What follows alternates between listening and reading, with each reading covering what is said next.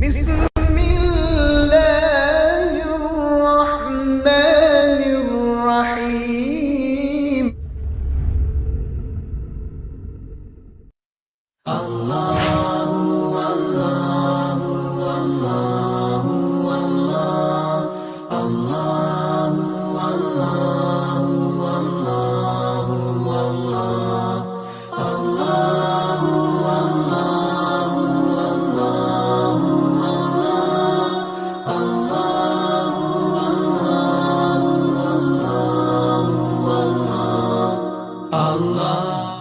صلی اللہ علیک یا رسول اللہ وسلم علیک یا حبیب اللہ. ونصلي على رسوله نور الأولين والآخرين وعلى آله الطيبين الطاهرين وأصحابه الراشدين المهديين. أعوذ بالله من الشيطان الرجيم. بسم الله الرحمن الرحيم. إن الذين يكتمون ما أنزلنا من البينات والهدى من بعد ما بيناه للناس في الكتاب أولئك يلعنهم الله ويلعنهم اللاعنون إلا الذين تابوا وأصلحوا وبينوا فأولئك أتوب عليهم وأنا التواب الرحيم. إن الذين كفروا وماتوا وهم كفار أولئك عليهم لعنة الله والملائكة والناس أجمعين خالدين فيها لا يخفف عنهم العذاب ولا هم ينصرون. صدق اللہ مولانا العظیم. جمیع حاضرین محترم، جملہ سامعین مکرم،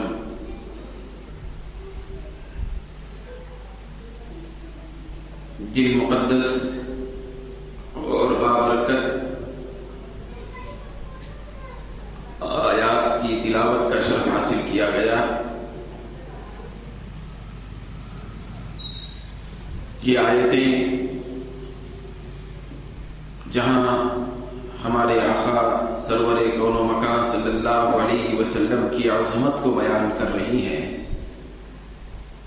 پھر علم دین کی اہمیت کو اجاگر کر رہی ہیں، وہیں پر ہم لوگوں کے لیے بہت زیادہ اصلاح کا سامان بھی مہیا کر رہی ہیں کہ ہماری عقیدے کے اعتبار سے بھی اصلاح ہو، عمل کے اعتبار سے بھی اصلاح ہو، کردار میں بھی ہماری اصلاح ہو، اخلاق میں بھی ہماری اصلاح ہو. تو یہ سارے بندوبست پروردگار عالم نے ان مبارک آیتوں میں رکھا ہے. پروردگار عالم ہم سب کو قرآن مجید کی ان بابرکت آیتوں پر عمل کرنے کی توفیق عطا فرمائے. رب قدیر کے ان مبارک ارشادات کا مفہوم یہ ہے کہ بے شک جو لوگ ان چیزوں کو چھپاتے ہیں جن چیزوں کو ہم نے کھلی نشانیوں کی شکل میں اور ہدایت کی شکل میں اتارا،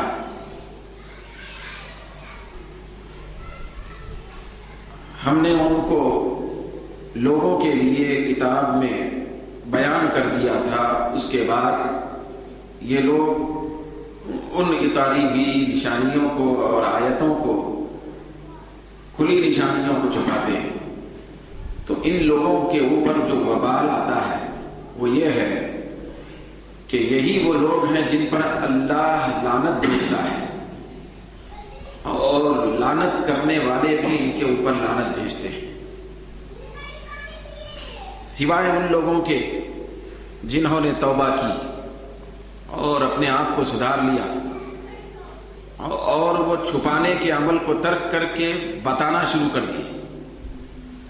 تو یہ وہ لوگ ہوتے ہیں جن کی توبہ میں قبول کرتا ہوں، اور میں بڑی توبہ قبول کرنے والا، رحم کرنے والا ہوں.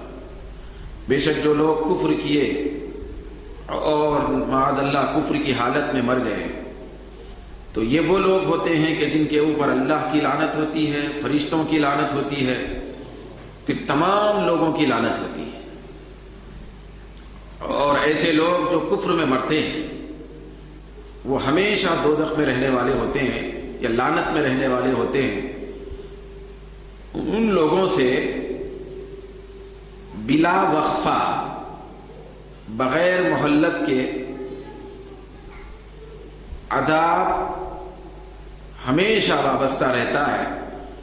ان لوگوں سے عذاب کم نہیں کیا جاتا، بلا وقفہ بلا رعایت ان لوگوں کو عذاب ہوتا ہے۔ تو اس کلام مقدس کی ان آیات میں سب سے پہلے جس چیز کا ذکر کیا جا رہا ہے وہ یہ ہے کہ جو لوگ ہدایت کی باتوں کو اور کھلی نشانیوں کو چھپاتے ہیں تو اللہ تبارک و تعالیٰ ایسے لوگوں پر لعنت بھیجتا ہے۔ صرف اللہ ہی لعنت نہیں بھیجتا بلکہ ہر چیز ان کے اوپر لعنت بھیجتی ہے۔ جو لوگ ہدایت کی باتوں کو اور کھلی نشانیوں کو چھپاتے ہیں۔ یہ میرے سامنے تفسیر ابن کثیر ہے، تو یہ جو تفسیر ابن کثیر ہے اس کے اندر آتا ہے کہ یہاں کھلی نشانیوں کو چھپانے سے مراد ہمارے آقا سرور دو عالم صلی اللہ علیہ وسلم کی خوبیوں اور صفتوں کو چھپانا مراد ہے۔ یعنی اللہ تبارک و تعالیٰ یہ بتانا چاہتا ہے کہ جو لوگ میرے محبوب کی نشانیوں کو اور ان کے معجزات و کمالات کو، ان کی خوبیوں کو چھپاتے ہیں تو یہ وہ بدبخت لوگ ہوتے ہیں جن پر میں بھی لعنت بھیجتا ہوں، دیگر لعنت بھیجنے والی بے زبان، زبان والی ہر چیز لعنت بھیجتی جو میرے محبوب کی خوبیوں کو چھپاتا ہے۔ تو یہ علامہ ابن کثیر نقل فرماتے ہیں کہ نزلت فی اہل الکتاب، یہ آیت دراصل اہل کتاب کے بارے میں نازل ہوئی، جو یہود و نصارہ تھے ان کے بارے میں نازل ہوئی۔ کیوں نازل ہوئی؟ تو مزید وضاحت کرتے ہوئے لکھتے ہیں کہ کتموا صفت محمد صلی اللہ علیہ وسلم، یہ یہود و نصارہ کی عادت تھی، قبیح ترین ان کی یہ عادت تھی کہ وہ لوگ نبی آخر الزماں محمد مصطفیٰ صلی اللہ علیہ وسلم کے صفات کو چھپاتے تھے پڑھ کے۔ یہ یہود و نصارہ کتاب جانتے تھے، یاد رکھیں، تورات جانتے تھے، انجیل جانتے تھے، جان کر پڑھ لکھ کر سرکار کی خوبیوں کو چھپاتے تھے۔ تو اللہ رب العزت نے فرمایا کہ جو لوگ اس طرح میرے محبوب کی صفتوں کو چھپاتے ہیں میں ان لوگوں پر لعنت بھیجتا ہوں۔ میں تنہا ہی لعنت نہیں بھیجتا ہوں بلکہ ہر چیز سے ان پر لعنت بھیجنے لگاتا ہوں۔ چنانچہ ابن کثیر کہتے ہیں کہ اتنی سی بات پر کہ وہ سرکار کی خوبیوں کو چھپانے والے بن گئے، نہ کوئی بے ادبی کیے کھلی، نہ کوئی بدتمیزی کا کلمہ اپنی زبان سے نکالے، نہ کوئی ناشائستہ لفظ زبان سے نکالے، صرف اتنا عمل کر لیے کہ وہ لوگ سرکار کی صفتیں ان کی کتابوں میں جہاں جہاں بیان ہوتی تھی تو ان خوبیوں اور صفتوں سے انجان مار دیے۔ کیا کیے بھائی؟ انجان مار دیے، چھپائے، لوگوں کے سامنے واضح طور پہ نہیں بتائے کہ نبی آخر الزماں خاتم المرسلین ایسی شان کے بھائی ان کا یہ کمال ہے، وہ صاحب معجزات و کمالات ہیں، ان کی ایسی عظمتیں۔ تو اللہ تبارک و تعالیٰ تورات و انجیل میں جو عظمتیں نازل فرمایا تھا سرکار کے بارے میں تو ان عظمتوں کو نہ بیان کر کے چھپاتے تھے، انجان مارتے تھے۔ تو اللہ تبارک و تعالیٰ کو اس پر غضب ہوا، غضب آیا، غصہ آیا اللہ رب العزت کو۔ وہ خالق کائنات، وہ ارحم الراحمین، وہ مالک دو جہاں جو ہر ایک پہ رحم کا معاملہ فرماتا ہے، ہر ایک پر رحم کرنا اس کی شان ہے۔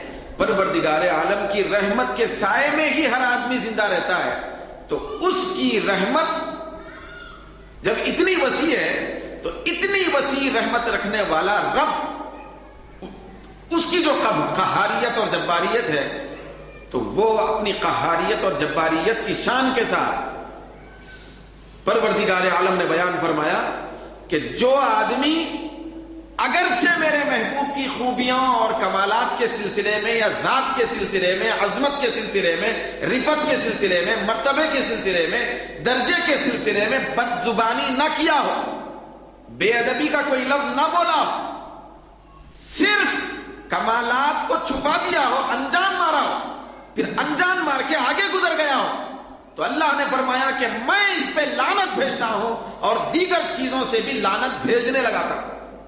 ہر چیز لعنت بھیجتی ہے۔ چنانچہ صاحب تفسیر ابن کثیر فرماتے ہیں، کیا فرماتے ہیں؟ ثم اخبر انہم یلعنہم کل شیء، یہ ابن کثیر فرما رہے ہیں کہ ان لوگوں پر جو اللہ کے نبی کی شان کو چھپاتی ہیں پھر انجان مار کے نکل جاتے ہیں، تو اللہ نے فرمایا ہے کہ ہر چیز ایسے لوگوں پر لعنت بھیجتی ہے۔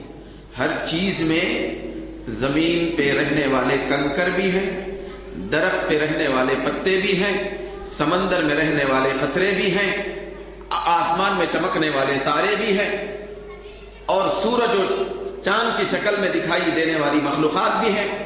ہر چیز کے اندر جنات بھی ہیں، فرشتے بھی ہیں، مشرقیں بھی ہیں، مغربیں بھی ہیں، شمال و جنوب کے درمیان رہنے والی ساری مخلوقات بھی ہیں، سمندر کی تہ میں رہنے والی مچھلیاں بھی ہیں۔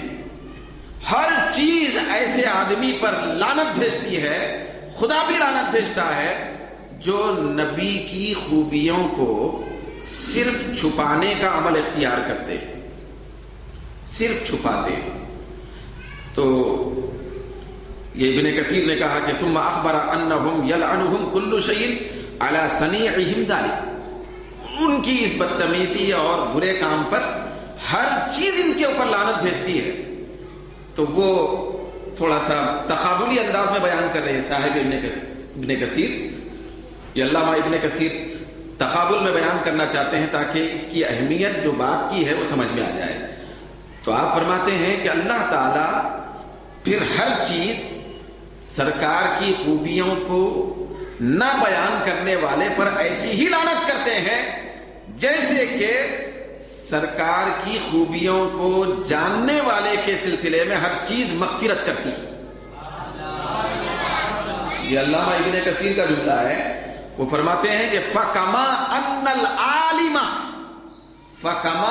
الْعَالِمَ يَسْتَغْفِرُ لَهُ كُلُّ شَيْءٍ، سرکار کی خوبیوں کو چھپانے والے پر ہر چیز ایسی ہی لعنت کرتی ہے جیسے سرکار کی خوبیوں کو جاننے اور دوسروں کو معلوم کرانے والے کے لیے ہر چیز مغفرت کرتی ہے۔ ہر چیز مغفرت کرتی ہے کہ اللہ رب العزت نے پابند بنا دیا ہر چیز کو، کہ ہر چیز کو اللہ تبارک و تعالی یہ عرفان عطا فرمایا، ہر چیز کو یہ عرفان عطا فرمایا، پہچان عطا فرمایا کہ یہ میرے نبی کی ذات ہے، یہ نبی آخر الزماں ہے جن کو میں نے اپنا محبوب بنایا ہے، خاتم المرسلین ہے، میں ان سے محبت کرتا ہوں، لہذا ہر چیز کو معرفت عطا کر کے اللہ رب العزت نے فیصلہ سنا دیا کہ ایسی معرفت رکھنے والی ہر چیز کے لیے، اے دنیا کی اور کائنات کی ہر چیز، تم ایسے شخص کے لیے جو میرے نبی کی معرفت بھی رکھتا ہے اور دوسروں کو معرفت بتاتا ہے، ان کے لیے ہر چیز مغفرت کرنا چاہیے، بھئی استغفار کرنا چاہیے۔ پھر آگے ابن کثیر نے نقل فرمایا حتی الحوت فی الماء، حتی الحوت فی الماء، نبی کی معرفت اور پہچان رکھنے والے کے لیے ہر چیز مغفرت کرتی ہے، یہاں تک کہ پانی میں رہنے والی مچھلیاں بھی مغفرت کرتی ہیں۔ پھر اس کے بعد آگے آپ نے فرمایا کہ وَالطَّيْرُ فِي الْهَوَىٰ، ہوا میں اڑنے والا ہر پرندہ بھی مغفرت کرتا ہے، کہ یہ نبی کی عظمت کو جاننے والا ہے، پھر نبی کی عظمت کو دوسروں کے سامنے بیان کرنے والا ہے۔ تو مچھلیاں بھی دعا کرتی ہیں اور پرندے جو ہوا میں اڑتے ہیں وہ بھی دعائیں مغفرت کرتے ہیں۔ تو ایسے ہی جب چھپانے والا ہوتا ہے پھر انجان مال کے گزرنے والا ہوتا ہے، موقع کے اعتبار سے بھی بیان نہیں کرتا کہ نبی کی عظمت کا موقع ہے بیان کرنے کا، تو اس میں بیان نہیں کرتا، موقع آیا تو بھی بیان نہیں کرتا، انجان مار کے گزرتا ہے۔ تو اللہ رب العزت نے فرمایا کہ ایسے لوگوں پر میں بھی لعنت کرتا ہوں اور ہر چیز سے لعنت کراتا ہوں. پھر ہر چیز میں کیا کیا آتا ہے یہ صاحب تفسیر ابن کثیر نے بیان فرمایا.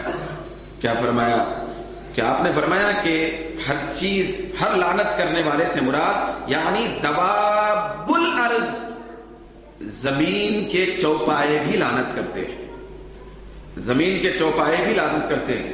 پھر ابن کثیر فرماتے ہیں آگے، عطا بن ابی رباح سے منقول ہے کہ کل دابۃ والجن والانس، جو نبی کے مقام کو چھپاتا ہے پھر عظمت کو بیان نہیں کرتا ہے تو ایسے آدمی پر ہر چوپایا لعنت کرتا ہے اور ہر جن اور انسان لعنت کرتا ہے. پھر اس کے بعد صاحب ابن کثیر نے فرمایا کہ یہ چھپانا کتنی بڑی جرم کی چیز ہے، بہت بڑا جرم ہے چھپانا، معلومات کو چھپانا، علم کو چھپانا. بھئی یہ جو ہم کو علم حاصل ہوتا ہے تو اس کو اگر ہم لوگوں سے چھپائیں، صرف علم، کتابوں کا علم یہ بھی چھپائیں تو اس کے اوپر بھی بہت بڑا پروردگار عالم کی طرف سے عذاب نازل ہوتا ہے، لعنت نازل ہوتی ہے. کیسے؟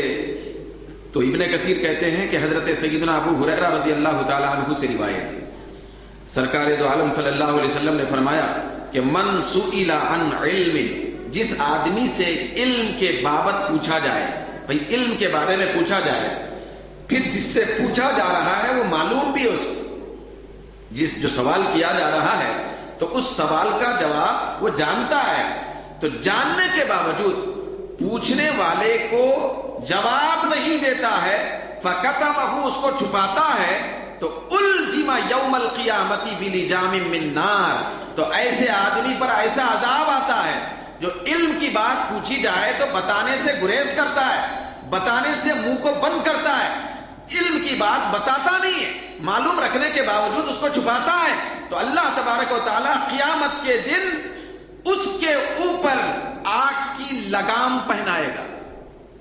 الجما، لگام پہنائی جائے گی اس قیامت کے دن آگ کی. تو یہ حدیث شریف تفسیر ابن کثیر کے اندر درج کی گئی ہے کہ ایسے آدمی کے اوپر یہ آگ کی لگام ڈال دی جائے گی. پھر یہی حضرت ابو ہریرہ رضی اللہ تعالی عنہ سے روایت ہے. آپ ہم اچھے طریقے سے جانتے ہیں کہ حدیث کی کتابوں کے اندر سب سے زیادہ روایتیں کس کی ہیں؟ بار بار حدیث جو بیان کرتے نا تو اس میں کن کی روایتیں، کون زیادہ بیان کرنے والے ہیں؟ تو ہم کو معلوم ہے کہ حضرت سیدنا ابو ہریرہ رضی اللہ تعالیٰ زیادہ روایتیں آتی ہیں. آپ کی حدیث کی کتاب کھولیں گے تو تقریباً ہر صفحے پہ 2 صفحے پہ آپ کا نام ضرور دکھائی دے گا. زیادہ روایتیں، زیادہ حدیثیں حضرت ابو ہریرہ سے بیان کی بھی ہیں. تو حضرت ابو ہریرہ رضی اللہ تعالیٰ عنہ اس سلسلے میں بیان کرتے ہیں کہ میں زیادہ روایتیں اور حدیثیں کیوں بیان کر رہا ہوں. تو آپ فرماتے ہیں کہ لولا آیۃ من فی کتاب اللہ ما حدثت احدا شیئا. آپ فرماتے ہیں کہ اگر قرآن میں ایک آیت نہ ہوتی، کیا نہ ہوتی؟ قرآن کے اندر اگر ایک آیت نہ ہوتی تو میں تم سے کبھی بھی کوئی حدیث بیان نہ کرتا، کچھ بھی بیان نہ کرتا. جتنا علم ہے اپنے پاس رکھ کے عمل کر کے گزر جاتا، بیان ہی نہیں کرتا. مگر ایک آیت ہے قرآن میں، وہ آیت کو دیکھ کر، اس کو پیش نظر رکھ کر میں ہمیشہ علم کی بات لوگوں سے بیان کرتا ہوں. وہ آیت کون سی ہے؟ وہ آیت وہی ہے جو ابھی تلاوت ہوئی کہ اللہ رب العزت نے فرمایا کہ ان الذین یکتمون ما انزلنا من البینات والہدی، بے شک جو لوگ علم کی بات کو، کھلی نشانیوں کی بات کو، ہدایت کی بات کو چھپاتے ہیں تو ایسے لوگوں پر اللہ کی لعنت ہوتی ہے. تو حضرت ابو ہریرہ فرماتے ہیں یہ آیت ہونے کی وجہ سے پھر اس آیت میں علم چھپانے پر، جانکاری چھپانے پر، شواہد چھپانے پر، دلائل چھپانے پر، معجزات چھپانے پر، کمالات چھپانے پر، ہدایت کی باتیں چھپانے پر جو اللہ کی اور ہر چیز کی لعنت برستی ہے، اس آیت کے اندر ایسا وبال بیان کیا گیا ہے. تو اسی کے پیش نظر میں ہر بات لوگوں سے بیان کرتا ہوں، چھپاتا نہیں. کیونکہ جو چھپائے گا تو اس کے اوپر لعنت ہوگی. چھپانے پر لعنت ہے، چھپانا معمولی جرم نہیں ہے. تو اسی لیے ہم یہ فیصلہ کریں جہاں تک ہو سکے. اب مثال کے طور پہ یہ درس تفسیر ہے تو یہ اللہ کے کلام کی تفسیر اور اس کی وضاحت کی مجلس ہے. ہم کو یہاں پر نماز کے بارے میں، ہدایت کے بارے میں، معجزات کے بارے میں، شان خدا کے بارے میں، خشیت کے بارے میں، خوف الہی کے بارے میں، پھر عبادت کے بارے میں، نماز کے بارے میں، سجدوں کے بارے میں، تلاوت کے بارے میں، جتنی بھی باتیں ہم کو معلوم ہو رہی ہیں، مجھے اور آپ کو، تو ہمارا کام یہ ہے کہ اگر ہم سے اس بارے میں جو ہم جانتے ہیں، ہم کو علم ہوا، اس کے بارے میں اگر کوئی ہم سے پوچھ رہا ہے تب بھی بتانا ضروری ہے، کیونکہ نہیں بتائیں گے تو آگ کی لگام قیامت کے دن پہنائی جائے گی. اگر کوئی نہیں بھی پوچھتا ہے، موقع ہے بتانے کا، سہولت ہے ہمارے پاس، ٹائم ہے، وقت ہے، معلوم ہے ہم کو، تو اچھی بات، خیر کی بات، نیکی کی بات، اللہ کی عظمت کی بات، اللہ کی خشیت کی بات، رسول اور اللہ کی محبت کی بات، یہ دوسروں کو بتاتے جائیں.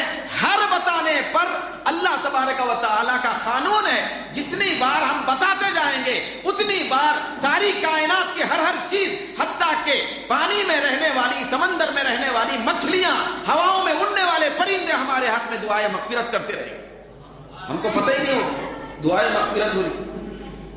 ہر پرندہ دعا کرے گا، ہر مچھلی دعا کرے گی، کیونکہ یہ نیکی کی بات بتا رہا ہے، یہ خیر کی بات دوسروں کو پہنچا رہا ہے. تو حضرت ابو ہریرہ فرماتے ہیں کہ یہ چھپانے پہ جو وعید ہے، چھپانے پہ جو وعید آئی ہے قرآن میں اس آیت میں، تو اس آیت کے پیش نظر میں ہر بات لوگوں کو بیان کرتے رہتا ہوں. تو ان کے زیادہ بیان کرنے پر حدیث کی کتابوں میں ان کی روایتیں زیادہ ہو گئی، کیونکہ کام زیادہ وہ کرتے تھے. اس کے بعد یہ جو لعنت کا معاملہ ہے، تو علم کو چھپانے والے پر ایک حدیث میں آیا ہے کہ علم کو جو چھپاتا ہے تو اس کے اوپر اللہ لعنت بھیجتا ہے، فرشتے بھی بھیجتے ہیں، تمام لوگ بھی بھیجتے ہیں. تمام لوگوں میں کون کون ہیں؟ تو ابن کثیر فرماتے ہیں کہ وہم کل فصیح و اعجمی، ہر بولنے والا نہ بولنے والا سب ہے، سب کی طرف سے لعنت ہوتی ہے اس کو چھپانے والے پر. اما بلسان المقال اب الحال، بولنے کے لیے اگر زبان ہے تو بولی جانے والی زبان سے بھی لعنت کراتا ہے اللہ تعالیٰ، لعنت کراتا ہے. اگر کائنات اور مخلوقات و موجودات میں زبان نہ رکھنے والے ہیں، پتھر ہے، کنکر ہے، پہاڑ ہے، درخت ہے، شجر و حجر ہے، تو یہ جو بے زبان ہے تو اللہ تبارک و تعالیٰ ان سے بھی لعنت کراتا ہے. تو اس زبان کو زبان حال کہتے ہیں، جو لعنت بھیجتی ہے. ہر چیز، ہر ایک کی زبان ہوتی ہے، جیسے کہ قرآن مجید میں آیا کہ وَإِن مِّن شَيْءٍ إِلَّا يُسَبِّحُ بِحَمْدِهِ، کہ اللہ فرماتا ہے کہ ہر چیز اللہ کی تعریف بیان کرتی ہے، ہر چیز اللہ کی تعریف کرتی ہے. تو ہر چیز میں پتھر، درخت، پتے، پھل، پھول، سب چیزیں آتی ہیں، تو ان کی تو زبان ہی نہیں دکھتی، مگر وہ اپنی زبان رکھتے ہیں. بھئی ان کی زبان کہنے والی ہماری طرح گوشت کی زبان نہیں ہے، ان کی زبان ان کا حال ہے، وہ حال کی زبان ہے جو کسی کو سنائی نہیں دیتی. ہر چیز اللہ کی تسبیح کرتی ہے، پروردگار عالم کی کبریائی اور اس کی پاکی بیان کرتی ہے. تو ایسی تمام چیزوں سے اللہ تبارک و تعالی لعنت بھیجنے لگاتا ہے ان لوگوں پر جو علم کی بات کو چھپاتے ہیں. تو اس کے بعد پروردگار عالم نے ایک اور بات فرمائی آگے کہ ٹھیک ہے اگر جرم ہوا، جرم کیا ہوا بولیے؟ جرم یہ ہوا کہ اللہ نے جو کلمات، جو شانیں، جو معجزات، جو عظمت، جو کھلی نشانیاں اور ہدایت کی باتیں اللہ نے بیان کی تھی تو لوگ ان کو چھپا دیے، بیان نہیں کیے. تو اب ویسے لوگ اگر اللہ تبارک و تعالیٰ کے مقرب بننا چاہتے ہیں، معاف کرانا چاہتے ہیں جرم، تو اللہ رب العزت نے قانون رکھا کہ الا الذین تابوا، ہاں البتہ پہلے جرم ہوا تھا، چھپائے تھے، مگر بعد میں توبہ کر لیے. کیا کر لیے؟ توبہ کر لیے. وَأَصْلَحُوا، پھر اپنی ذات کی اصلاح کر لیے، سدھار لیے.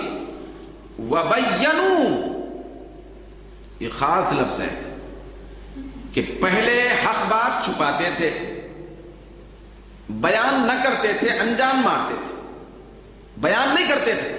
بعد میں اللہ نے نہیں فرمایا اگر وہ قبول کرانا چاہتے ہیں، توبہ، سدھرنا چاہتے ہیں، جنتی بننا چاہتے ہیں، میری بارگاہ میں اگر تقرب حاصل کرنا چاہتے ہیں، پھر میری محبت حاصل کرنا چاہتے ہیں، تو طریقہ اللہ نے بتایا کہ توبہ کریں. پہلے کیا کریں؟ توبہ کریں، واصلحوا، پھر اپنے آپ کو سدھار لیں. تو توبہ بھی کر لیے، اپنے آپ کو سدھار لیے، تو بات بن جانا چاہیے. کیا کرنا چاہیے؟ بھئی لعنت کے بجائے اب رحمت اترنا چاہیے، توبہ قبول ہونا چاہیے. لیکن اللہ نے فرمایا نہیں، صرف توبہ کرنے پہ میری رحمت نہیں اترے گی، لعنت دور نہیں ہوگی. صرف توبہ اصلاح کر لینے سے لعنت دور نہیں ہوگی، رحمت نہیں اترے گی. کب تک؟ وَبَيَّنُوا، جس چیز کو وہ پہلے چھپاتے تھے، جب تک ان کمالات کو اپنی زبان سے بیان نہ کریں. پہلے بیان نہ کر کے چھپاتے تھے، جرم یہ ہوا تھا. تو توبہ کر لیے، اصلاح کر لیے تو ہو جانا تھا معاملہ پورا. لیکن اللہ نے کنڈیشن لگائی کہ جتنی چیزیں چھپاتے تھے بعد میں وَبَيَّنُوا، بیان کر لیں، بیان کریں. پہلے چھپاتا تھا کہ نعوذ باللہ قرآن اللہ کا کلام نہیں ہے. اگر کوئی چھپاتا تھا کہ اللہ کا کلام ہے، اس کے بارے میں وہ چھپاتا تھا، قرآن کی عظمت بیان نہیں کرتا تھا، تو اس کے اوپر اگر وہ توبہ قبول کرانا چاہتا ہے، جنتی بننا چاہتا ہے، جرم معاف کرانا چاہتا ہے، تو اس کے لیے لازم ہے کہ توبہ بھی کرے، اصلاح بھی کر لے، اور جو قرآن کے بارے میں بے ادبی کا لفظ وہ چھپا کے بیان کیا تھا، چھپایا تھا، جو جرم ہوا تھا، تو اس کو بیان بھی کرے، بیان بھی کرے. پہلے چھپاتا تھا کہ ارے میاں بیکار باتیں ہیں، وہ شق القمر ہوا، چاند 2 ٹکڑے ہوا، نبی پاک صلی اللہ علیہ وسلم کوئی اشارہ فرمائے تو چاند کے 2 ٹکڑے ہو گئے، تو یہ معجزہ تھا. پہلے اگر کوئی چھپاتا تھا تو اگر وہ پھر اپنے جرم کو معاف کرانا چاہتا ہے تو اللہ نے قانون رکھا کہ جو وہ کہہ کے چھپاتا تھا، کہتا تھا کہ وہ کوئی اہمیت والی بات نہیں ہے، شق القمر کا معجزہ نہیں ہوا، تو بعد میں اس کے اوپر لازم ہے جب تک وہ شق القمر کا معجزہ کھلے طور پہ بیان نہیں کرے گا، اس وقت تک اس کا جرم معاف نہیں ہوگا. یہ مثال ہے. جو کچھ چھپاتا تھا وہ کچھ بیان کرنا پڑے گا. جرم دھونا ہے تو اس عمل سے جو جرم ہوا تھا تو اس کے خلاف میں آپ کو وہ کام کرنا پڑے گا جس کی وجہ سے وہ جرم ثابت ہوا تھا. پھر اس کے بعد اللہ نے فرمایا فَأُولَٰئِكَ أَتُوبُ عَلَيْهِمْ، یہی وہ لوگ ہیں جو توبہ کر لیے، اصلاح کر لیے اور بیان کرنا شروع کر دیے. تو یہ وہ لوگ ہیں جن کی میں توبہ قبول کرتا ہوں. وَأَنَا التَّوَّابُ الرَّحِيمُ، اور میں بڑا توبہ قبول کرنے والا، رحم کرنے والا ہوں. پھر آگے اللہ نے فرمایا إِنَّ الَّذِينَ كَفَرُوا، بے شک جو لوگ کفر کیے، وَمَاتُوا، اور مر گئے، وَهُمْ كُفَّارٌ، حالت کفر میں، نعوذ باللہ، کافر ہو گئے، پھر کفر کی حالت میں وہ مرے، تو اللہ نے فرمایا اولئک علیہم لعنت اللہ، یہ وہ لوگ ہیں جن پر اللہ کی لعنت ہوتی ہے. والملائکۃ والناس اجمعین، فرشتوں کی لعنت ہوتی ہے اور تمام لوگوں کی لعنت ہوتی ہے. خالدین فیہا، وہ اس لعنت میں ہمیشہ رہیں گے، جہنم میں رہیں گے، لعنت میں ہمیشہ رہیں گے. یہاں صاحب تفسیر ابن کثیر کی طرف سے میں ایک بڑی لطف کی بات آپ کے سامنے بیان کرنا چاہتا ہوں کہ آپ نے فرمایا ہے، نقل فرمایا آپ نے کہ پہلے زمانے میں ایسا نہیں تھا کہ اگر کوئی ہمارے سرکار کی یا کسی بھی نبی کی صفت کو چھپایا، حق کو چھپایا، پھر بعد میں توبہ کر لیا اور بیان کر دیا تو معافی مل گئی. تو ایسا پہلے زمانے میں نہیں تھا. جب کوئی آدمی یہ جرم کر لیتا تو اس کا جرم ناقابل معافی سمجھا جاتا تھا. اب یہ معاف نہیں، اگرچہ توبہ کرے معاف نہیں. یہ پہلے تھا. پہلے زمانے میں بہت بڑی کنڈیشنیں تھیں، بہت بڑے قیودات اور سختیاں تھیں. جیسے پہلے زمانے میں، ابھی میں مسائل بھی انشاءاللہ تعالیٰ آج سے شروع کر رہا ہوں، پھر تو ابھی عرض کروں گا. تو پہلے زمانے میں کیا تھا، مثال کے طور پہ کہ اگر کسی آدمی کے کپڑے کو نجاست لگ گئی تو کپڑا دھونے سے پاک نہیں ہوتا تھا. یہ سختی تھی. دھونے سے کپڑا اور لباس صاف نہیں ہوتا تھا. اگر اس کپڑے کو صاف بنانا چاہتا ہے کوئی پہلے زمانے میں، پہلے کی امتوں میں، تو طریقہ یہ تھا کہ اتنے کپڑے کو جہاں نجاست لگی ہے اس کو کاٹ دیا جائے. ایک ہی طریقہ. جب تک اس کپڑے کو کاٹا نہیں جائے گا پاکی نہیں ہوگی. دھونے سے پاک ہوگا ایسا نہیں تھا. یہاں تک کہ اس سے بڑھ کی سختی بھی تھی اس زمانے میں. کیسی تھی؟ اگر جسم کو نجاست لگ جائے، جسم کو، تو جسم کو بھی دھونے سے وہ نجاست دور نہیں ہو سکتی تھی، پاک نہیں سمجھا جاتا تھا جب تک کہ جسم کے اس حصے کو کاٹا نہ جائے. اتنی سختی تھی، اس حصے کو کاٹنا پڑتا تھا. تو ابن کثیر کہتے ہیں یہ تو نجاست جسم پہ لگی، اس وقت تک وہ نجاست دور نہیں ہو سکتی تھی. بڑا جرم تو نہیں ہے نا نجاست لگ جانا کپڑے پہ جسم پہ، اس وقت تک دور نہیں ہو سکتی تھی جب تک کہ کاٹا نہ جائے. یہ تو نبی کے کمالات کو چھپا کر بڑا جرم کیا ہے. تو اس زمانے میں قانون یہ تھا کہ وہ اب نہ توبہ کرا تو بھی معاف نہیں ہو سکتا تھا، اصلاح کرا تو بھی معاف نہیں ہو سکتا تھا، بیان بھی کرا تو معاف نہیں ہو سکتا تھا. بس اب معافی نہیں ہے. تو اس معافی کا طریقہ کیا ہے؟ تو پہلے یہ قانون تھا کہ یہ جرم کرنا ہی نہیں، یہ جرم کرنا ہی نہیں، بس ہو گیا، یہ کوئی بات ہی نہیں. قانون سخت تھا. تو ابن کثیر کہتے ہیں ولیکن ھذا، وہی بتاتے ہیں کہ وقد ورد ان الامم السابقہ، پہلے کی امتوں میں قانون یہ تھا کہ لم تکن التوبۃ تقبل من مثل ہؤلاء منہم، ایسے جرائم کرنے والے لوگوں سے ہرگز توبہ قبول نہیں کی جاتی تھی. ولیکن ھذا من شریعت نبی التوبہ ونبی الرحمہ صلوات اللہ وسلامہ علیہ، لیکن یہ ہمارے نبی کی شریعت کا فیض ہے، ہمارے نبی کی رحمت کا فیض ہے کہ اللہ تبارک و تعالی اس زمانے میں اس امت کے لیے یہ قانون رکھا، سختیاں اٹھا دیا، پھر آسانی یہ پیدا کر دیا کہ اگر کسی سے یہ جرم ہو گیا تھا کہ کمالات کو چھپا دیا تھا، معجزات کو چھپا دیا تھا اور حق کو چھپا دیا تھا، انجام مار کے گزر گیا تھا، پھر بعد میں اگر وہ توبہ کر لیا، اصلاح کر لیا اور ان کمالات کو بیان کرنے والا بھی ہو گیا، تو اللہ تبارک و تعالی نبی رحمت کے وسیلے سے اور نبی توبہ کے وسیلے سے اس کے اس جرم کو دھو کر معاف فرما دیتا ہے. یہ اس امت کی خصوصیت ہوئی، نبی رحمت اور نبی توبہ کے وسیلے سے ایسا ہوا. یہ ابن کثیر کہتے ہیں. پھر اس کے بعد پھر آگے وہ کہتے ہیں کہ بخاری شریف میں حدیث ہے. کس میں ہے یہ؟ بخاری شریف میں حدیث ہے کہ دیکھیے، ایک ہے نبی کے کمالات کو چھپانا، تو چھپانا بڑا جرم اس لیے ہے کہ جس کے دل میں نفرت ہوتی ہے وہ چھپاتا ہے. چھپانا یا نفرت کو بتاتا ہے، محبت کو یا نفرت کو؟ بولیے بھائی. نفرت کو بتاتا ہے. بیان کرنا محبت کو بتاتا ہے. تو جب کوئی آدمی محبت رکھتا ہے اللہ رسول کی، تو پروردگار عالم کئی جرائم ہونے کے باوجود بھی وہ اگر نادم ہو جائے تو رب قدیر ہزاروں لاکھوں جرائم پر پردہ ڈال کر اس کو جنت دے سکتا ہے. کب؟ جبکہ محبت ہو. تو ابن کثیر کے الفاظ ہیں. پھر بخاری شریف میں حدیث ہے کہ ایک مرتبہ، بلکہ ایک مرتبہ نہیں کئی مرتبہ ہوا، قصہ ہے، واقعہ ہے کہ کانا یؤتی بہ سکرانا. ایک شخص ایسا تھا دور نبوی میں کہ ایک شخص ایسا تھا کہ وہ نشہ کرتا تھا، بار بار شراب پیتا تھا. جب جب نشہ کرتا تھا پکڑ کے لاتے تھے، اس کی سزا دی جاتی تھی. نشہ اگر کر لیے، شراب پی لیے تو کیا سزا ہے؟ کوڑے مارنا ہے. کوڑے مارے جاتے تھے، شراب پینے پر کوڑے مارے، حد جاری کی جاتی تھی، سزا دی جاتی تھی. فیاخدو، تو اس کو سزا دیتے تھے سرکار، کوڑے مارتے تھے. فقال رجل، کئی مرتبہ ہوا یہ واقعہ اسی ایک شخص کے ساتھ کہ ادھر پی رہا ہے، پینے کے بعد کوڑے مارے جا رہے ہیں، کچھ دن گزرتے نہیں، پھر پیتا ہے، پھر جرم کر رہا ہے. تو اس طرح بار بار شراب پینے کا جرم ہو رہا تھا.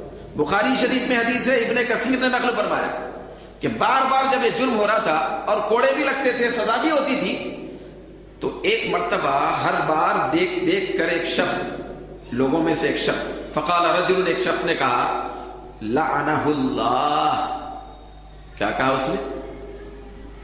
کہ لعنہ اللہ، کیسا پاپی ہے، کیسا گناہگار ہے، بار بار کوڑوں کو واجب کر رہا، سزا واجب ہو رہی، بار بار پی رہا، سدھرنے کا نام نہیں لیتا، بار بار شراب پی رہا، بار بار اسی کو سزا دی جا رہی.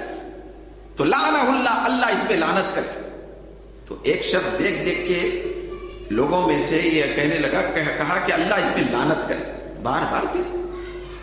جیسے کہ ہم بھی بول سکتے نا کہ ایک شخص ہے بار بار چوری کر رہا ہے، تو بار بار دیکھ کر 2 سے 4 مرتبہ دیکھ کر ہماری زبان سے بھی نکلتا ہے ارے کیسا آدمی بار بار اتنا سمجھانے کے باوجود، سزا ہونے کے باوجود بھی چوری کر رہا ہے. تو ایسے کئی جرائم پیشہ لوگ آج بھی رہتے کہ کئی مرتبہ اندر جا کے آتے رہتے ہو. بھائی ایک مرتبہ کا معمول نہیں رہتا، پولیس کے ہاتھ میں ہر مرتبہ پکڑے جاتے رہتے، ہر مرتبہ جرم ہوتا.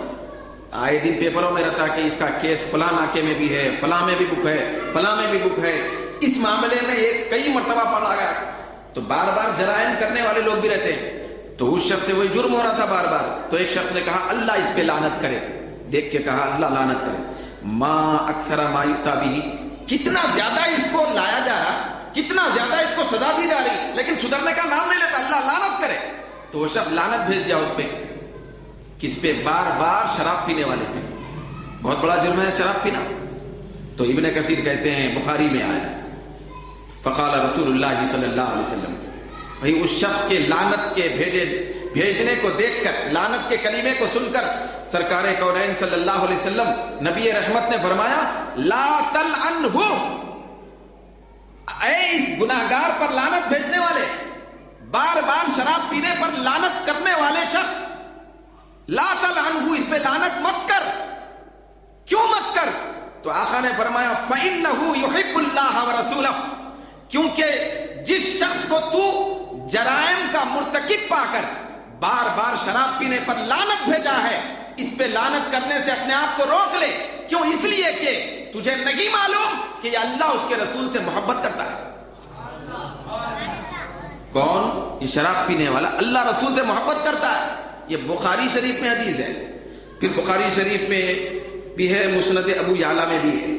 پھر ابن کثیر نے نقل فرمایا، روایت کیا کہ یہ اللہ رسول سے محبت کرتا ہے، لہذا اس کے 1000 گناہ ہوں گے، بار بار جرم کرتا ہوگا، بار بار گناہ کرتا ہوگا، بار بار معاصی کا ارتکاب کرتا ہوگا، لیکن یاد رکھنا جس کے دل کے اندر میری محبت اور خدا کی محبت کا چراغ جلا ہوا ہوتا ہے وہ قابل لعنت نہیں ہو سکتا. لعنت کے قابل وہ شخص ہے، لعنت کے قابل شراب پینے والا نہیں ہے، لعنت کے قابل چوری کرنے والا نہیں ہے.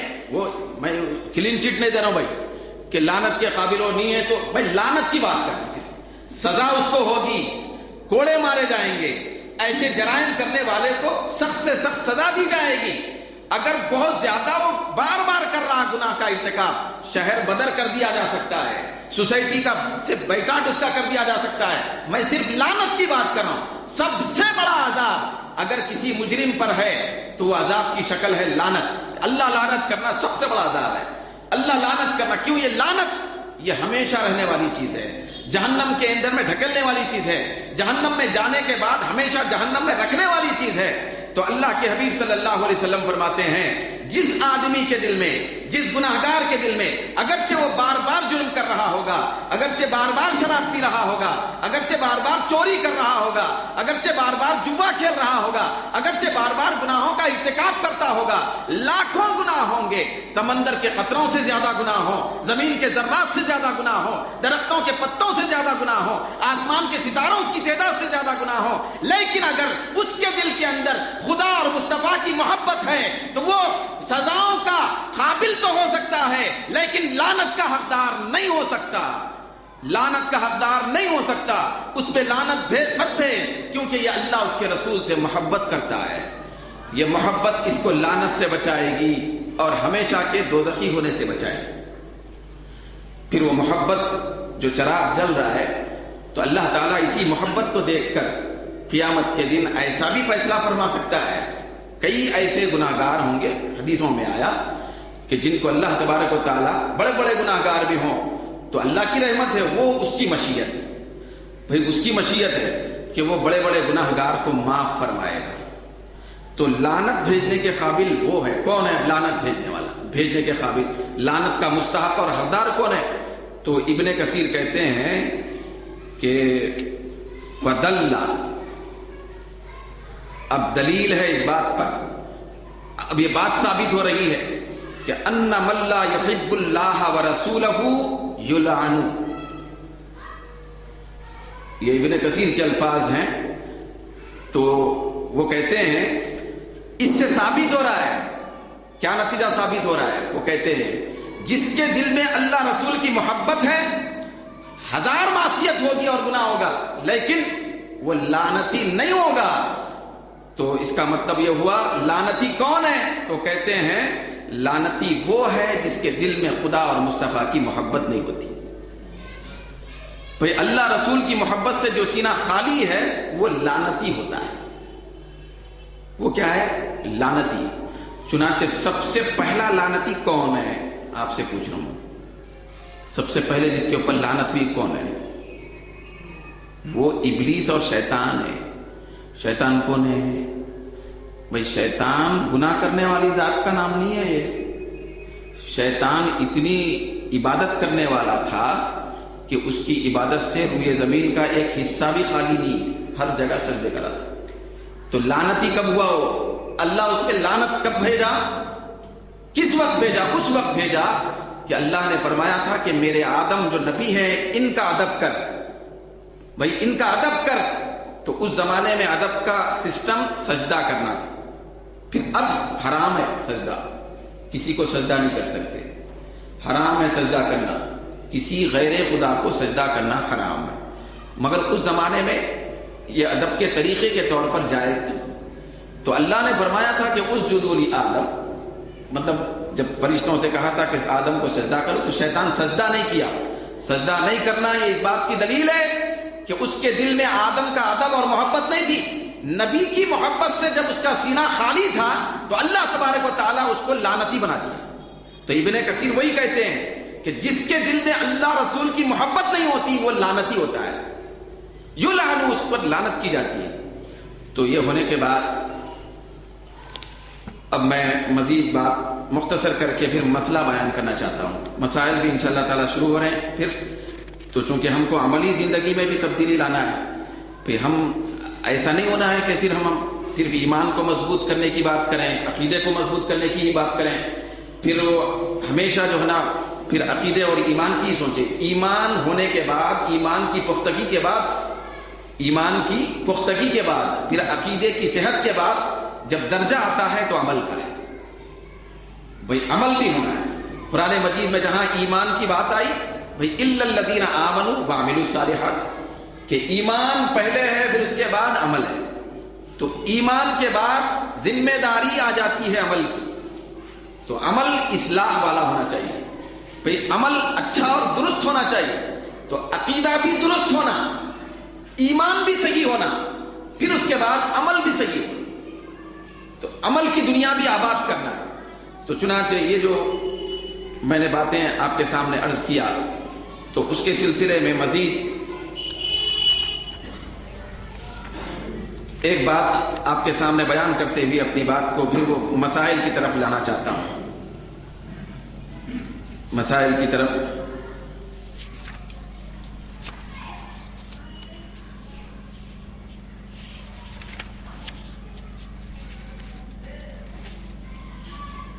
چنانچہ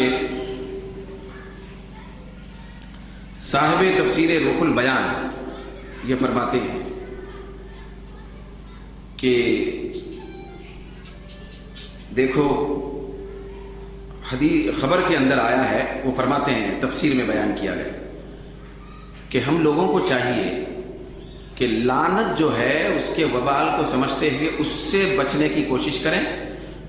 جو آدمی آخرت میں لعنت خداوندی سے محفوظ رہے گا وہی کامیاب ہے. بھئی اگرچہ اس کا دنیا میں بہت نقصان ہو رہا ہو، سب سے بڑی نقصان کی چیز کیا ہے؟ یہ اللہ کی اور لوگوں کی لعنت. تو اس سے بچنا ہے. جس پہ لعنت ہوگی وہ ہمیشہ کا دوزخی ہو جائے گا. دنیاوی نقصان کو نہ دیکھا جائے بلکہ آخرت کے فائدے کو دیکھا جائے. ہمیشہ مومن آخرت کے فائدے کو دیکھتا ہے. چنانچہ صاحب روح البیان کہتے ہیں کہ ایک مومن تھا پہلے زمانے میں اور کافر تھا. پروردگار عالم بھئی اپنی مشیت سے پھر اپنی رحمت سے مومنوں پہ یہ لطف و کرم کرتا ہے کہ دنیا میں مومن کو نقصان دیتا ہے. یہ اللہ کی مہربانی. وہ تصور نہیں رکھنا کہ اللہ تعالیٰ کی ناراضگی سے کسی کو نقصان ہو، ایسا نہیں ہے۔ پروردگار عالم جب کسی سے محبت کرتا ہے تو رب قدیر اس آدمی کے لیے، اس بندے کے لیے نقصانات پیدا کر دیتا، دنیا میں کاروبار میں نقصان ہوتا، تجارت میں نقصان ہوتا، کوشش میں نقصان ہوتا، سرمایہ میں نقصان ہوتا، زندگی میں نقصان ہوتا، گھر میں نقصان ہوتا، ہمیشہ نقصان ہوتا دنیا کا۔ کب ہوتا؟ جبکہ اللہ رب العزت کسی مومن بندے سے محبت کرتا تو نقصان پیدا کرتا دنیا کا۔ چنانچہ وہ کہتے ہیں کہ ان مؤمنا وکافرا فی الزمان الاول، پہلے زمانے میں ایک کافر تھا ایک مومن تھا، دونوں ملے ساتھ ہو کے مچھلی کے شکار کے لیے گئے۔ یہ تفسیر روح البیان میں ہے، دونوں مل کے، کافر مومن دونوں مل کے مچھلی کے شکار کے لیے گئے۔ کافر اچھے طریقے سے جانتا تھا کہ ایک خدا کو چاہنے والا ہے، یہ خدا کی عبادت کرنے والا ہے، یہ ہمیشہ اپنے خدا کی عظمت بیان کرتا ہے، ایک خدا کے آگے جھکنے والا ہے۔ تو لہذا دونوں مل کے جب مچھلی کے شکار کے لیے گئے، وہ کافر تو تھا منکر، اللہ کو ماننے والا نہیں تھا، تبھی تو کافر ہے۔ تو کافر اور مومن دونوں مل کر جب شکار کے لیے گئے تو فجعل الکافر یذکر آلہتہ، تو روایت میں آیا کہ وہ جو کافر تھا وہ اپنے باطل خداؤں اور مورتیوں اور بتوں کا ذکر کر رہا تھا، مچھلی پکڑتے پکڑتے، شکار کرتے کرتے گل ڈال رہا، اور کیا بولتے ہیں جال ڈال رہا ہے، گل ڈال رہا ہے، اور اپنے باطل خداؤں کا ذکر کر رہا ہے، ان کو یاد کر رہا ہے۔ تو جیسا جیسا وہ باطل خداؤں کا نام لیتا جاتا ہے ویسا ویسا مچھلیاں اس کے قابو میں آتی جا رہی ہیں، بھر بھر کے مچھلیاں آ رہی ہیں۔ پھر ادھر مومن کی حالت یہ ہے، اس کے بازو میں ہی بیٹھا ہوا ہے مومن کیا کر رہا تھا؟ تو اب اس کے بعد آیا کہ وہ مچھلیاں اتنی زیادہ اس کو ملتی گئیں کہ وہ لیتا جاتا تھا، پھر اپنے بڑے تھیلے کو مچھلیوں سے بھرتے جاتا تھا کافر۔ وجعل المؤمن یذکر اللہ کثیرا، مومن اللہ کا ذکر زیادہ کر رہا تھا، کثرت سے اللہ کا ذکر کر رہا تھا۔ وہ کافر تھا تو بتوں کا ذکر کر رہا تھا، مومن اللہ کا ذکر کر رہا تھا، مومن تو اللہ کا ہی ذکر کر، تو کثرت سے اللہ کا ذکر کر رہا تھا۔ جیسا جیسا اللہ کا ذکر کر رہا ویسا ویسا مچھلی لگ رہی نہیں، ایک مچھلی بھی نہیں پکڑ سکا۔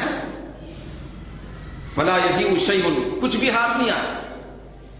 ثم اصاب سمکۃ عند الغروب، صبح سے لے کے شام تک جب بیٹھے تو شام تک اس کے تھیلے بھر گئے مچھلیوں سے، کافر کے جو باطل خداؤں کا نام لے رہا تھا، یہاں خالق کائنات کا نام لیتا جا رہا ہے۔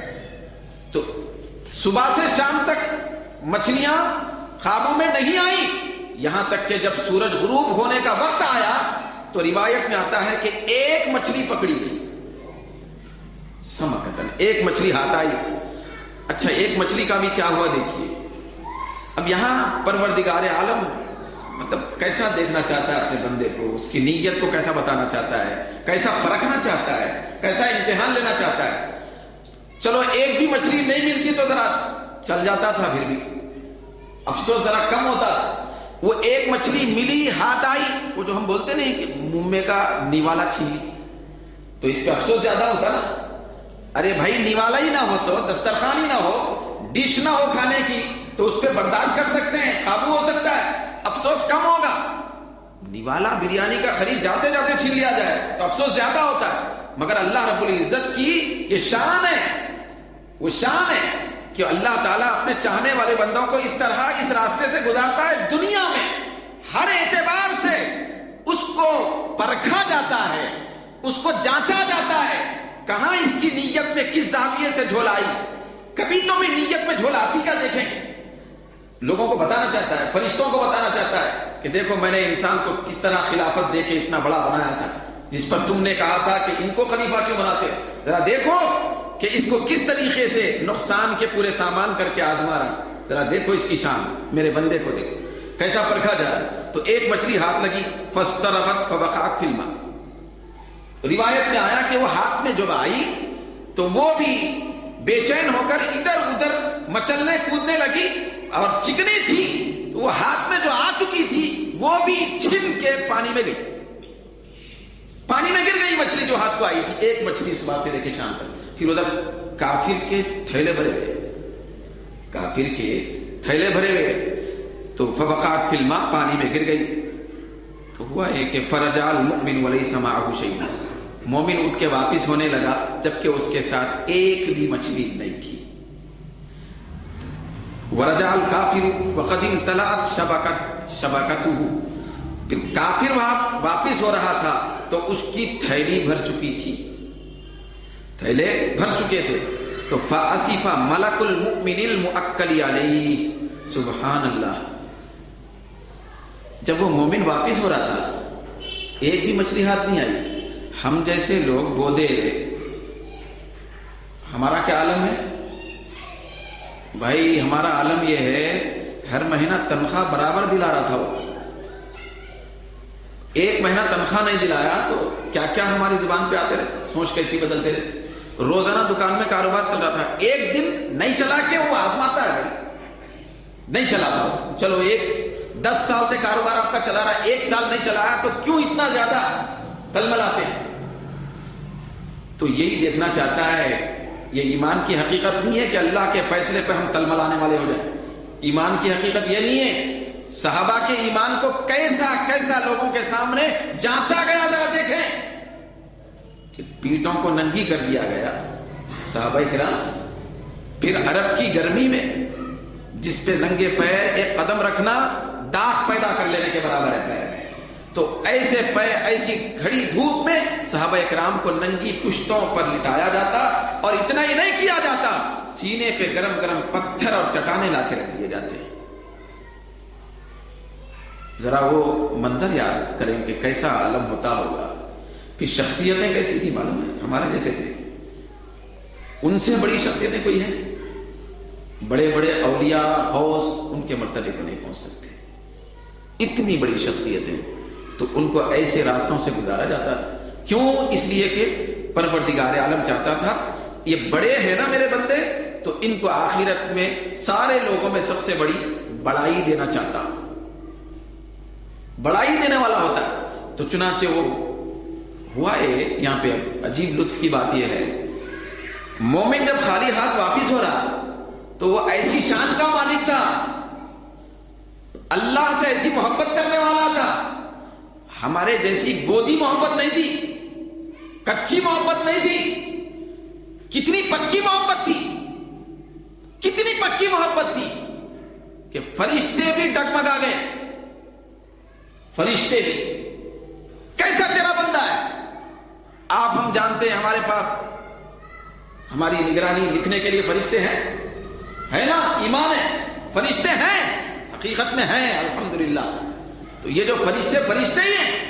جب یہ خالی ہاتھ واپس ہو رہا تھا تو اس واپس ہونے والے مومن بندے کے دل میں ذرا برابر نہ افسوس تھا نہ ملال تھا، اس کے فیصلے پہ راضی تھا، برابر اللہ کا ذکر کرتا ہوا واپس ہو رہا تھا. لیکن جو ساتھ میں لکھنے والا فرشتہ ذمہ دار تھا، وہ ذمہ دار فرشتہ لکھنے والا بے چین ہو گیا. اس فرشتے کو افسوس ہو گیا، اس فرشتے کے اوپر ملال طاری ہو گیا. انسان پہ ملال نہیں تھا، فرشتے پہ ملال تھا. انسان کے اوپر افسوس کے کوئی کیفیت نہیں تھی، فرشتے پہ کیفیت آ گئی تھی، نورانی فرشتے پر. تو فرشتہ افسوس کرنے لگا، اس کے اوپر افسوس کرنے لگا، اے اللہ صبح سے شام تک تیرا نام لینے والا محروم جا رہا ہے، وہ واپس ہو رہا ہے خالی ہاتھ. ادھر تیرے غدار بندے اور منکر بندے کی تھیلیاں جھولیاں بھری ہوئی ہیں، تو اس کے اوپر ذرا برابر ملال کا اثر نہیں. فرشتہ بول اٹھا، فرشتے کو برداشت نہیں ہوا، فرشتے کے اوپر اتنا افسوس طاری ہو گیا. تو روایت میں آتا ہے وہ فرشتہ چونکہ وہ اعمال نامہ لکھنے پہ مامور ہے، تو یہ بھی عمل لکھ کے گیا، لکھ کے اللہ کی بارگاہ میں پہنچا کہ اللہ یہ جو تیرا خاص بندہ ہے مومن، صبح سے شام تک تیرا ذکر کرا لیکن جھولی میں ایک بھی مچھلی نہیں ہے. مگر میں اس کی اس عظمت پر دیکھا کہ ذرا برابر افسوس نہیں ہے. لیکن اے پروردگار میں فرشتہ ہو کر مجھ پہ افسوس آ گیا ہے، میرے اندر افسوس پیدا ہو گیا. فلما صعد الى السماء، روایت میں آیا جب وہ فرشتہ اس دن کا اس بندے کا نیک عمل لے کر، وہ عمل لے کر اللہ کی بارگاہ میں آسمان میں پہنچا تو اراہ اللہ مسکن المؤمن فی الجنہ. فرشتہ ادھر افسوس کے ساتھ اللہ کی بارگاہ میں پہنچا تھا، ادھر جاتے ہی فرشتے کو اللہ تعالیٰ نے بتایا اے میرے اس بندے پر افسوس کرنے والے فرشتے، اس کے ہاتھ کچھ نہ آنے کا ملال لے کر آنے والے فرشتے، ذرا دیکھ جنت میں نے اس کا محل کتنا سجا کے رکھا. تو اللہ تعالیٰ جنت کا محل بتا دیا، جنت کی سکونت کا مقام بتا دیا کہ ذرا اس سکونت کا مقام دیکھ، کتنا مرتبہ اس کا میں نے جنت میں بنا دیا ہے، کتنا اونچا مرتبہ آخرت میں نے پیدا کر دیا ہے. آخرت میں جنت میں اس کو اتنا عظیم مرتبہ دینے کے لیے صبح سے شام تک میرا ذکر کرانے کے باوجود ایک بھی مچھلی دنیا میں نہیں دیا، کیونکہ آخرت کی فلاح چاہتا تھا میں، آخرت کی کامیابی. پھر اس کے بعد وہ کہنے لگا پروردگار عالم نے ارشاد فرمایا کہ واللہ ما یضرہ ما اصابہ بعد ان یسیر الی ھذا وَأَرَاهُ مَسْكَنَ الْكَافِرِ فِي جَهَنَّمَ. اس فرشتے کو جو افسوس میں پہنچا تھا، ملال میں پہنچا تھا، رب قدیر اس فرشتے کو کافر جو جھولیاں بھر کے مچھلیاں لے جا رہا تھا دنیا کی، اللہ رب العزت نے کافر کا ٹھکانہ دوزخ میں کیا ہے وہ بھی بتا دیا کہ دنیا میں منفیت جس کو ملتی ہے اس کا نقصان آخرت میں کیسا ہوگا، اور دنیا میں جس بندہ مومن کو مصیبت ملتی ہے اس کا آخرت میں فائدہ اور منفیت کتنی ہوگی. تو ہم لوگوں کے فیصلے بدل گئے، پھر ہمارے انداز ترجیح بدل گیا، ہم لوگوں کے پاس ترجیح کا پیمانہ ہی بدل گیا. ہم لوگ چونکہ دنیا میں پھنسے ہوئے ہیں، ترجیح ہمارے پاس دنیا کی ہے، دنیا کی خوشیوں کی ہے، دنیا کے فائدوں کی ہے، دنیا کی منفیتوں کی ہے. رب قدیر کے پاس بندے مومن کے لیے وہ فائدہ ہے، وہ منفیت بڑی ہے جو آخرت کے اعتبار سے ہے. ہمیں چاہیے کہ زیادہ سے زیادہ آخرت کی منفیت پہ نظر رکھیں کہ دنیا کا نقصان تو ہونے والا ہی ہے، دنیا کا نقصان مال میں نہیں، ہم خود جان چھوڑ کے یہاں سے جانے والے ہیں، جان میں ہونے والا ہے. تو دنیا کے نقصان کو نہیں دیکھتا مومن، آخرت کے فائدے کو دیکھتا ہے. تو ہمیں چاہیے کہ زیادہ ہم خوشی منائیں، بھئی اس وقت خوشی منائیں جب ہمارا نقصان. یہ ہم لوگوں سے نہیں ہو رہا ہے، نہیں ہو سکتا نا. لیکن پہلے کے لوگ ہوتے کہ ان کے اوپر اگر زخم آتے، مصیبت آتی، خوشی میں جھومنا شروع کرتے، ناچتے تھے خوشی میں کہ اللہ تعالیٰ کی رحمت اتر رہی. بھئی آخرت کا فائدہ دینے کے لیے دیکھو پروردگار عالم ہم پہ آج کیسی مصیبت ڈالا ہے، کیسی مصیبت دیا ہے.